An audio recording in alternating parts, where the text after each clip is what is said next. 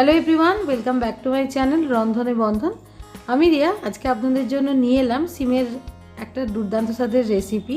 তো শীতের শেষের দিকে সিম এখনও প্রায় পাওয়াই যাচ্ছে খুব ভালোভাবে। তো সিমটা দিয়ে নতুনত্ব কিছু রান্না করে নেওয়াই যেতে পারে। তো চলুন আজকে সিমের এই রেসিপিটা দিয়ে গরম ভাতের সাথে দুর্দান্ত লাগবে। আর যদি ভালো লাগে তাহলে অবশ্যই একটা লাইক, কমেন্ট, শেয়ার আর সাবস্ক্রাইব করে রাখবেন রন্ধনে বন্ধন চ্যানেলটিকে। তো এখানে 300 গ্রাম সিম আমি নিয়েছি। সিমগুলো বেশ কচি কচি আছে, তো খুব ভালো করে ধুয়ে নিয়েছি। তারপর সিমের এই যে দুটো সাইডে সুতোগুলোকে এইভাবে কেটে মানে যে শীষটা থাকে সেটা এইভাবে ফেলে দিতে হবে। তো আমি এখানে দুভাগ করে নিয়েছি। যদি ছোট ছোট সিম হয় আপনারা গোটাও রাখতে পারেন। এবার একটা কড়াই বসিয়ে নিচ্ছি। কড়াইয়ের মধ্যে দিয়ে দিচ্ছি সর্ষের তেল। সর্ষের তেলে এই রান্নাটা করব। এই রান্নাটা খেতে ভীষণই সুস্বাদু হয়, আর এমনিতেও সিম কিন্তু একটু সুস্বাদুই সবজি, তার জন্য খেতে ভালোই লাগে। তো কালো জিরের ফোড়ন দিয়ে দিয়েছি এখানে। এবারে সিমটা দিয়ে দিলাম পুরোটাই। সিমটাকে একটু ভাজা ভাজা করে নিতে হবে। তো এই সিমটা একটু ভাজা ভাজা করে নেবার পরে এর মধ্যে দিয়ে দিচ্ছি আমি আলু। আলুগুলোকেও ঠিক ওইভাবে আমি সিমের মতো করেই স্লাইস করে কেটে নিয়েছি। এতে একটু আলু দিলে খেতে ভালো লাগে। তো ভালো করে এবার আলু আর সিমটাকে একটু ভেজে নেওয়ার পরে একটু সাইডে সরিয়ে দিলাম। তো এখানে অনেকটা তেলের মধ্যে আমি এখানে একটা পেঁয়াজকে ছোটো ছোটো টুকরো করে কুচি করে নিয়েছি। পেঁয়াজটাও ঠিক এই সময় দিয়ে দিলাম। তো প্রথমে একেবারে পেঁয়াজটা দিয়ে করলে কিন্তু পেঁয়াজটা বেশি ভাজা হয়ে যায়, তার জন্য আমি একটু পরে দিলাম। আগে সিমটা আর আলুটা দিয়ে দিয়েছিলাম। তারপর আমি এর মধ্যে দিয়ে দিচ্ছি নুন পরিমাণ মতো, আর হলুদ গুঁড়ো 1/2 টিস্পুন, এটাও মোটামুটি পরিমাণ মতোই দিলাম। তারপর খুব ভালো করে একটু ভাজতে হবে যতক্ষণ না এই সিমের কালারটা চেঞ্জ হয়ে আসে।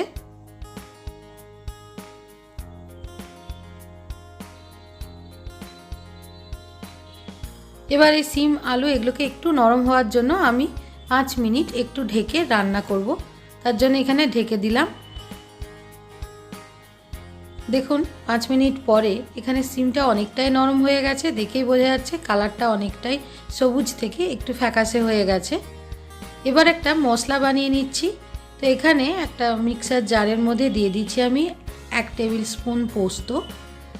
তারপর এখানে 1 চামচ, এটা টিস্পুনের মাপে নিচ্ছি আমি, 1 টিস্পুন এখানে কালো সর্ষে দিয়ে দিলাম। আর এখানে 1/2 টিস্পুনের মতন দিয়ে দেব সাদা সর্ষে।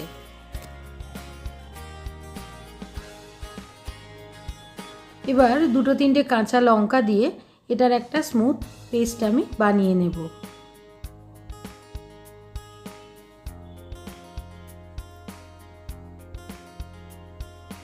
দেখুন আমার পেস্ট একদম পুরো রেডি হয়ে গেল।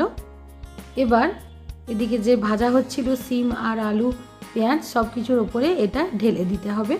যতক্ষণ এটা পুরো ভালো করে ভাজা হয়ে যাচ্ছে ঠিক ততক্ষণ ঢালবেন না। যখন খুব ভালো করে এটা ভাজা হয়ে যাবে বা নরম হয়ে আসবে তখনই কিন্তু পুরোটা ঢেলে দিতে হবে এই পেস্টটা ঢালার পর খুব বেশি করে ফোটানোর কিছু নেই। 4 থেকে 5 মিনিট একটু ধিমি আঁচে ঢাকা চাপা দিয়ে একটু নাড়লেই হয়ে যাবে। এটা ঝোল হবে না, একটু গা মাখা হবে। তো যেহেতু এরকম সিমের রেসিপি, তার জন্য একটু মিষ্টি ভাব আনার জন্য আপনারা অবশ্যই একটু চিনি দেবেন। আমি এখানে পরিমাণ মতন একটুখানি চিনি দিয়েছি, 1/2 টিস্পুনের মতন। তো সিমের এই রেসিপিটা আমার কিন্তু তৈরি হয়ে গেল। গরম ভাতের সাথে পরিবেশন করুন, দুর্দান্ত লাগে।